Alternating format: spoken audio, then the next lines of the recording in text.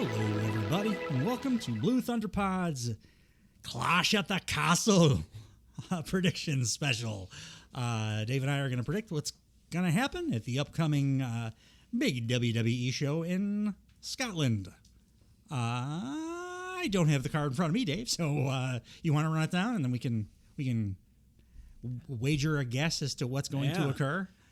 The belt's unfortunately not on the line, because this is not a Big Four pay-per-view. But as always, Pride very much is. Yeah, I do not put my title on the line for in between stuff. Just big grandiose occasions. An eliminator match, basically, or a non-title. Well, the card. That's all I. Clash of the Castle. A card. Mine's not good, Dave. I just have the confidence to throw it out there. Mine's really bad. The card. That's a pirate. That is very much a pirate. What's the difference? Yar. Arr, matey, I'm going to... We can do pirates. I'm going to take you out, you Puerto Rican bad guy. Hey, Clash at the Castle from Everyone Scotland. is clicked off at this point. We've offended all the people. It's June 15th, 2024. All the pirate listeners we have. It's in if you are listening to this the day it drops, it's tomorrow. And it is going to happen in Glasgow, Scotland. One of those lovely, midday for us American. I'm fine with that. You just got to avoid social media for a second. It's at the OVO Hydro. That's the name of the arena. The OVO Hydro. It's tomorrow? Oh, tomorrow, because it's technically Friday right now. And I was like, wait a minute, they're doing a Friday pay-per-view? What's going on? The OVO Hydro is a multi-purpose indoor arena located within the sky. Anyway. Other countries have weird names for arenas. OVO. That's like Tupperware. Why is it the Hydro? Yeah, I focused on the wrong part. And the stadium does look like a big cup, so maybe you can get a nice big sip of water out of it. And fill it all up. You hear Scottish people using Hydro for water. They could be. I'm so thirsty. I need a nice glass of Hydro. That could be like they're trying to make fetch work, kind of thing. Yeah. So this is a 5-card show. So we're gonna go. That's a little tiny baby card. They've been doing a lot of small, shorter cards. For the in between ones. WWE for the tweeners. We have Bianca Belair and Jade Cargill putting up their women's tag team titles against Alba Fire and Isla Dawn versus and Shayna Baszler and Zoe Stark. If you listen to our WWE edition of Blue Thunder Pod, we pretty much talked about all these already, but nice and concisely. Who you got? I can't believe it. I'm going to say this. Going into this week, I never would have thought in a million years I would be saying this, but I kind of think Alba Fire and Isla Dawn are going to win the titles. This thing. Yeah. Because I just can't make any rhyme or reason of their booking this week. Yeah. If they are not walking away with the titles in their home country. Sure. Now, Bayley made a big deal out of it being their home country, so we know we'll get to that in a second. I think I'm going to go with you on this one because I think there's too much of it on the show. Exactly. Right? Yeah. So we got to have more than a 1 out of 3 chance here. I'm going to go with you. I think Alba Fire and Isla Dawn are going to upset. There's going to be fuckery. And I think your prediction on the WWE regular Blue Thunder Pod is probably correct too. They're not going to pin Jade or Bianca. It'll be one of the other two. Yeah, I think it'll probably be Zoe Stark. Yeah. There's going to be fuckery of some kind. Yes. The two dominant teams are going to cancel each other out, and then the Alba Fire and Isla Dawn are going to pick the bones. Because they were just basically smeared on both SmackDown and Raw this week. They're very outclassed. Next we have Cody Rhodes versus AJ Styles in an I Quit match for the undisputed WWE Championship. Cody Rhodes, they'll bet my fucking left testicle on it. Yeah. There's no way Cody's losing and quitting. His whole goddamn character is the good guy won't give up. Yeah. No way in hell. It'll be a really good match. Yeah. Probably, he's also not as good as the other one. He's way on top already, so he doesn't need that Stone Cold pass out bullshit. Yeah. No. Yeah, no. Well, you can't pass out even. And I quit matches, I quit. The only way they got around that ever was when fucking Rock did the thing where he recorded Mick Foley doing a promo saying I quit and played it back. I remember being a kid because he did that promo that day, on that show. And when they played it back, I'm like a child. I'm like, 1, are my pizza rolls done? 2, didn't he say this earlier in the show? Yeah. This is some fucking mean, terrible. They made it. I think they made it clear intentionally because Rock was like kneeling down, and Mick was like a corpse at the time. They made it crystal clear, but even like young me's like, this is stupid. Yeah. I hated it. So we both have Cody on that. Which is another reason why they're not going to do a no I quit in another I quit match. It'd be weird if Cody Rhodes yelled I quit in Mick Foley's voice, though. They just I quit! I quit! They just use old footage. Yeah, it's the exact same one. Up next, we have Sami Zayn versus Chad Gable for the Intercontinental Championship. So this one is for all the marbles here for as far as picks go, I think, because I got no fucking idea. I don't see the value in Sami holding on to it. I think there's way more gas in the tank if Chad wins. I think so, too. And I also think... I think Sami Zayn's going to win. You think so? Yeah. Yeah. I think it makes more sense... narratively, probably, if Gable wins, but I don't know what direction they're going to go with any of it in a good way, and not a like, oh, this is scattershot bullshit way. And this is an intriguing story, and I'm interested in where they go with it. I'm just getting the sense that they don't want to take the title off of Sami yet. I mean that's the correct thing to do. I don't know if there's a thing that you and I can say is the correct thing to do here because it's like a good story.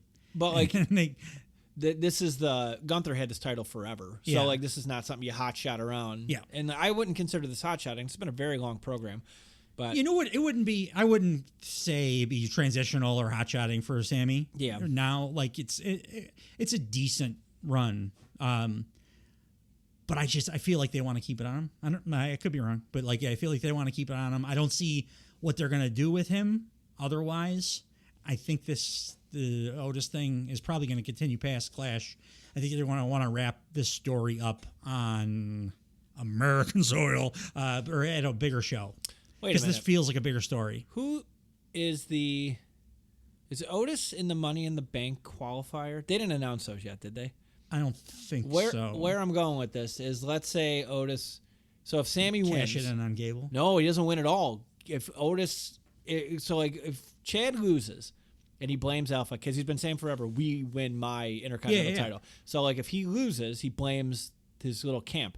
But then if Otis gets a Money in the Bank qualifying match, and then Chad Gable, because Otis brought up Money in the Bank, right? Yeah. That he won it before. So if Chad then costs him that, now you got a little program going. Or if Chad does win the Intercontinental title here, and the redemption arc for Otis is, I'm going to win Money in the Bank and I'm going to cash it in on the Intercontinental Chad title? Gable for the Intercontinental title. That'd be kind of cool. Breaking free from the bonds of this prick and also from the bonds of having wasted away my last Money in the Bank briefcase. Right. That's what I'm saying. There's a lot of good ways you can go with this story. I love that idea. There's a bunch of cool things you could do. I love that idea.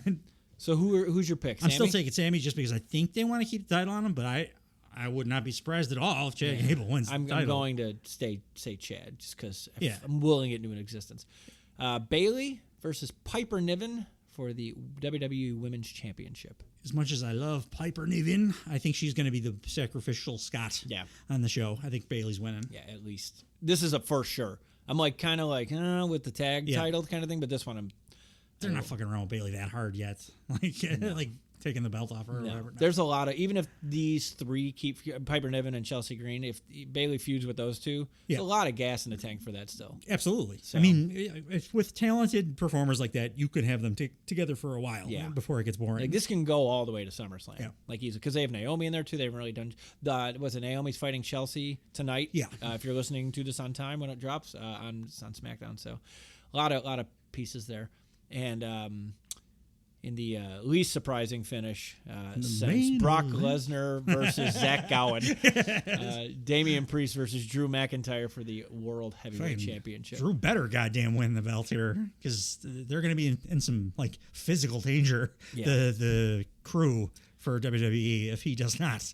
But he's gonna. This is going to be like Steve Bartman times 40. If he does not make it out of Scotland as champion. I'm interested in what they do to make the near falls interesting, because I bet they do some cool stuff. And it's going to be a tough one to do because so many people are just like, oh, he's going to fucking win. Well, they set it up because Drew McIntyre won a match on Raw where Judgment Day is banned from ringside. Yeah.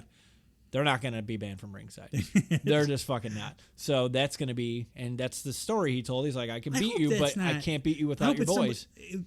Look, Carly, like, Carlito's not officially in Judgment Day. So, Right. like, you could get around it by doing that. Like, having him be the guy that interferes or whatever. They're all going to come out. I hope they stick to this dip, because I like when companies stick to what they say they're going to do.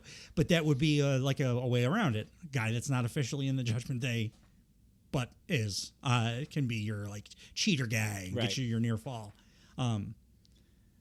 I don't need to see the rest of them involved in this. They got their own shit, really. Get more interesting stuff, to be honest, going on. No Liv Morgan match on the show. It's kind of surprising. What would you like? I absolutely love her. Obviously, what she's doing is amazing. Any match they could do would feel shoehorned. So, kind of. What I mean by that is, she's probably going to be the one that causes problems in this match. Yeah, that could be. She hasn't been really directly involved with Damien. He's been irritated by her presence. That's he has, but it's been like ancillary. Every time she's off, she does her part of the show. Then they move on to another sketch, because it's basically what they are. And it's Damien bitching about, like, stop fucking worrying about this girl. They haven't had any interactions. But it could, she could. She's a big, huge star, so they probably want to have her out there in front of their international audience. Yeah. They can see that. Yeah. And then if she's going to be involved, this would be the match to involve her in. Mm-hmm. So yeah, maybe. I think they're going to add something. They have. I mean, we know Carlito's into her. Maybe both of them. Maybe Liv and Carlito. It'll be interesting. But come hell or high water, Drew McIntyre needs to win this title. He's gonna. And my biggest, boldest prediction for this entire pay-per-view, as I've said on regular Blue Thunder Pods already, is that Drew McIntyre is going to come out of this as a full-on, full-fledged, whether you fucking like it or not, babyface. Because I think the crowd is going to go so molten for him here. Anybody that sees it is going to feel the pull to cheer for the guy. You want to hear some wild booking I just thought of? Absolutely. I'm always here for wild booking. What if, and this might seem ridiculous, Punk costs him the title. Yeah. Then, if you want to make him a babyface, then we're gonna get a CM Punk memorial show come Sunday. Because he's not making it out of Scotland alive. If that happens, it'd be some good wrestling story. Yeah. But I don't think I don't want it either. Can. I don't want it. I want him to win. I want him to be the goddamn champion of the show. I do too. I'm like we closed out our WWE Blue Thunder Pod this week with me talking about how much of a hero and like standing on top of the mountain, a true full superstar I think Drew McIntyre is at this point. Yeah. So no, I don't want it. But I wouldn't say if I'm not going to say right now that if that happens, I'm not going to be like, oh, motherfucker, holy shit. Like, that's pretty interesting and fun. Right. I just don't, I think that it's like a real risk, a danger getting him in and out of the country if that happens. I agree. I would have to agree. The Scottish don't fuck around. No. That would be pretty goddamn interesting. Bold prediction. That's also, you're running a risk of turning CM Punk heel. Also, right? Unless that's what you want to do. That's what I want to do, right? Because he's the best heel of all time, and him and Ric Flair. And I haven't got to see him perform as a heel in a long ass time, right? And I really want to see that real bad. Even if that's not going to happen, but the second Drew goes out to celebrate on Monday, we're going to hear a call to personality. Yeah. They're going to start that instantly. Of course. It better. I mean... Which means there's going to be fuckery, which means Damian Priest is not going to care about the title because he's got to look inward. Something else to focus on. Maybe Finn Balor costs him. And he aligns with Liv Morgan. That could be.